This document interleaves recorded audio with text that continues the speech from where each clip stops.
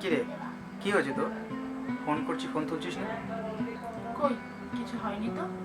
চল তাহলে ফুচকা খেয়ে আসি। সারাদিন তো খাই খাই কিসের তোর? এই সোয়ারি, তুই এত রাগ করছিস কেন রে?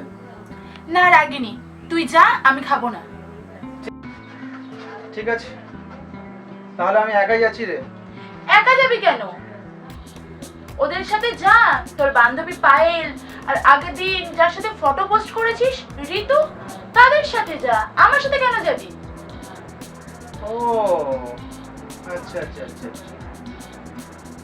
ম্যাডামের আসল রাগের কারণটা কি সেটা এবার বুঝলাম। আর ওরা তো আমার বন্ধু, বল। তুই হলি আমার কাছে স্পেশাল একজন। থাক, তাই জন্যই তো ওদের সাথে ফটো তুলতে, ওদের ফটোতে রিঅ্যাক্ট দিতে তোর খুব ভালো লাগে। আর আমি করলেই তো সেটা দোষে। শোন, তোর সাথে ব্রেকআপ, তুই যা এক্ষুনি এখান থেকে। ওরে আমার পাগলিটা, তোকে ছাড়া আমার জীবনে আর কেউ নেই রে। আর তুই বল, তোকে ছাড়া কি প্রেমটা জমে?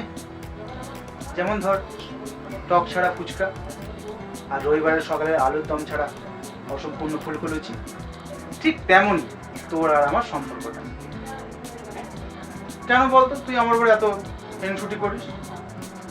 তুই বুঝবি না রে, নারী জাতি তার ভালোবাসার মানুষটার পাশে কাউকে সহ্য করতে পারে না, এমনকি তার নিজের ছায়াকেও নয়, বুঝলি?